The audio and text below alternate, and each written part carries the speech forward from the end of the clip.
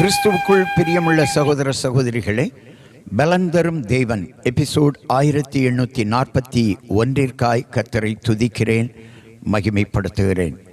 இந்த நாளிலும் ஏசாயா 63:1 பிற்பகுதி சொல்லுகிறது, தமது மகத்தான வல்லமையில் எழுந்தருளினவராகவும் வருகிற இவர் யார்?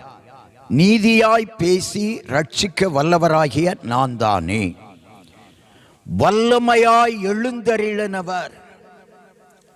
இன்றைக்கு உலகத்திலே நீங்கள் யார் யாரையோ தேடி போகலாம், வல்லமை இருக்கிறது என்று நம்பி கூட போகலாம்.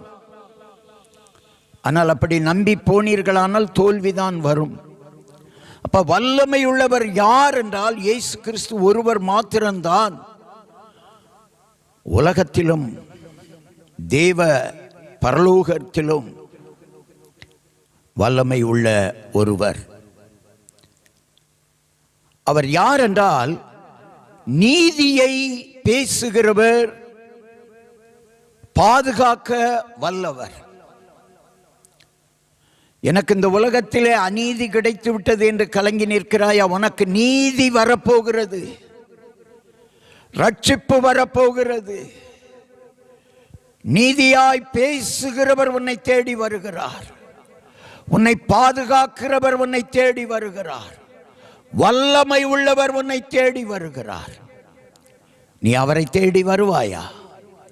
சகோதரனே, சகோதரியே, எங்கெங்கோ போனாய், பிரயோஜனம் இல்லை. இன்றைக்கு இயேசு உன்னை அழைக்கிறார். வல்லமையுள்ள இயேசுவிடத்தில் வா. நீதி உனக்கு கிடைக்கும், பாதுகாப்பு உனக்கு கிடைக்கும். கண்களை மூடி ஜெபிக்கலாம். எங்களை நேசிக்கிற நல்ல தகப்பனே, இன்றைக்கு யார் யார் ஆண்டவரே, ஹல்லேலூயா, எனக்கு நீதி கிடைக்கவில்லை, வல்லமையாய் நான் வாழ முடியவில்லை, பாதுகாப்பாய் வாழ முடியவில்லை என்று கலங்கி தவிக்கிறார்களோ, அவர்கள் எல்லாருக்கும் ஆண்டவர் சொல்லி இருக்கிறீர், நான் வல்லமையுள்ள தேவன், என் வல்லமையை உன்னிலே விளங்க பண்ணுவேன், என் நீதி உனக்கு கிடைக்கும், என் பாதுகாப்பு உனக்கு கிடைக்கும் என்று சொல்லி உங்களை அழைக்கிறார். வாருங்கள் இயேசுவிடம். வல்லமையை பெற்றுக்கொள்வீர்கள், நீதியை பெற்றுக்கொள்வீர்கள், பாதுகாப்பை பெற்றுக்கொள்வீர்கள். இயேசுவின் நாமத்தில் ஜெபிக்கிறேன் பிதாவே, ஆமென்.